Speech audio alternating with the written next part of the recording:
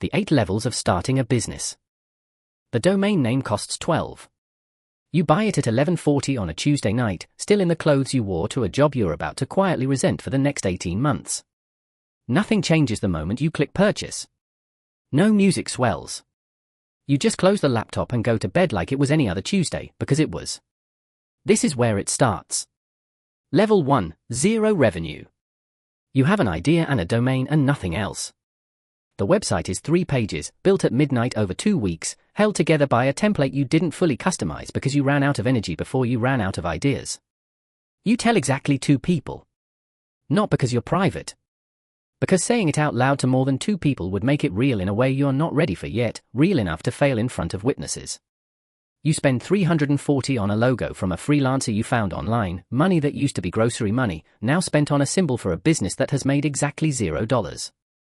You stare at the invoice longer than you stare at the logo. You post about it online for the first time. 11 likes. Far from people you know personally. You refresh the post 6 more times that evening anyway, checking a number that was never going to move much, because checking feels like progress even when it isn't. The first rule, at 0 revenue, the business isn't a business yet. It's a decision you're still making, one quiet night at a time. Level 2, first 1,000. It arrives from a stranger. Not a friend being kind, not a favor, an actual stranger who found you online and paid $1,000 for something you built. You stare at the notification for a full minute before you tell anyone, the same way you stared at the domain purchase confirmation months earlier. You still have the day job. The $1,000 doesn't change that math yet, it's 1 month of side income against a full-time salary, and the gap between those 2 numbers is still enormous. But something shifts anyway, quietly, in the part of your brain that used to assume this was hypothetical. You reinvest all of it. Every dollar goes back into better hosting, a slightly better website, a tool that saves you 4 hours a week. You don't pay yourself anything from this money. You never seriously consider it. The business is still too fragile to take anything out of. You work until 1 a.m. most nights that month, job during the day, business after. You tell yourself this is temporary. You don't yet know it's the first of many times you'll tell yourself that. The second rule, the first 1,000 doesn't prove the business works. It proves it's possible, which is a smaller and much more dangerous thing to believe. Level 3, 5,000 a month. The business has been running for a year. Revenue has climbed slowly, unevenly, some months 2,000, some months 6,000, averaging out to roughly 5,000 a month across the last quarter. You do the math you've been avoiding. Your day job pays $4,800 a month after taxes. The business, inconsistent as it is now matching it. You run this comparison at 2 a.m. 3 nights in a row before you say anything to anyone. You tell your manager you're leaving. Not dramatically, a normal 2 weeks notice, a normal exit interview, a normal box of desk items carried to your car. Nobody in the office knows this is the beginning of something instead of the end of something. You barely know it yourself. Your first month fully self-employed brings in $3,100, less than your old paycheck, less than the business's own recent average.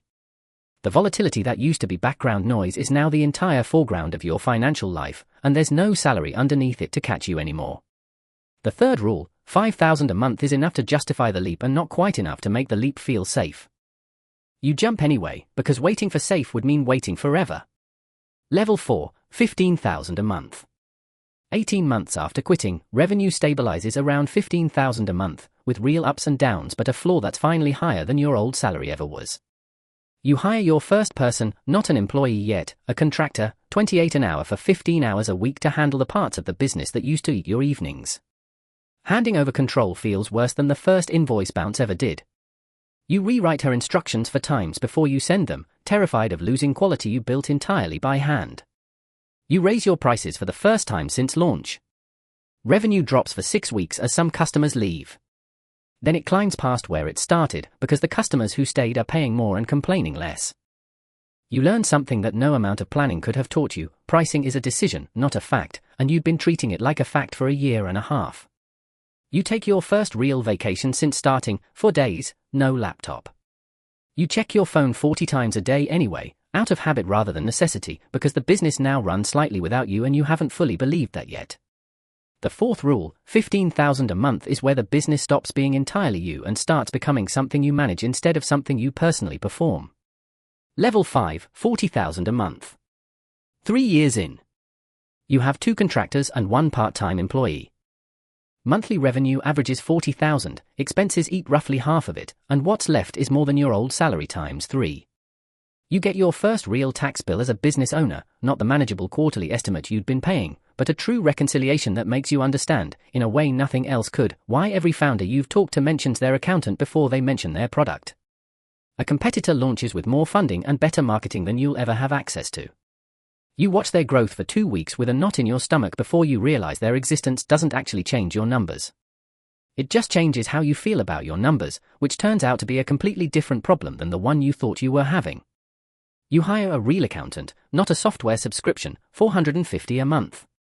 She finds 9,000 in deductions you didn't know existed in her first quarter. You renew immediately. This is the moment you understand that some expenses aren't costs, they're leverage, and you'd been avoiding leverage because it looked like a cost from the outside. The 5th rule, 40,000 a month, doesn't remove the fear. It just gives the fear better problems to be afraid of. Level 6, 100,000 a month. 5 years in. You have 6 employees now, a small office you weren't planning to need, and a revenue number that would have sounded fictional to the version of you who bought a 12 domain at midnight. You stop being the person who does the work. You become the person who decides who does the work, and the transition is harder than any single skill you had to learn building the product itself. You're good at the business. You're still learning, slowly, to be good at running it.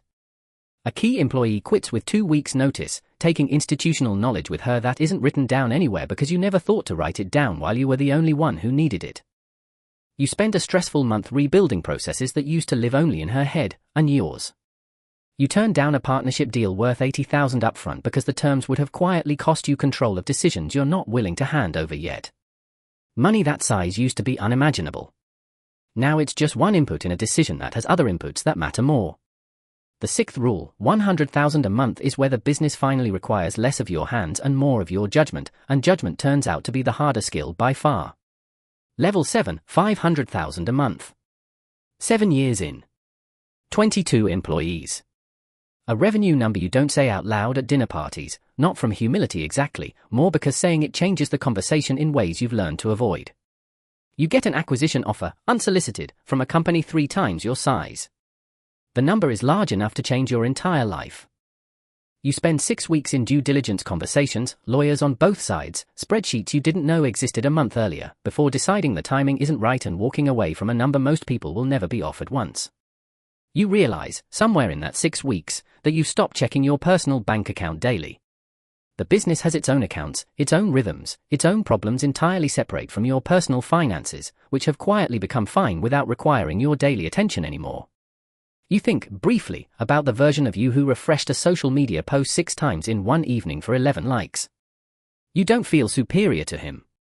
You feel something closer to recognition. He's the one who kept going after 11 likes felt like nothing, and everything after that was just the math compounding on a decision he made when it looked like it wasn't working.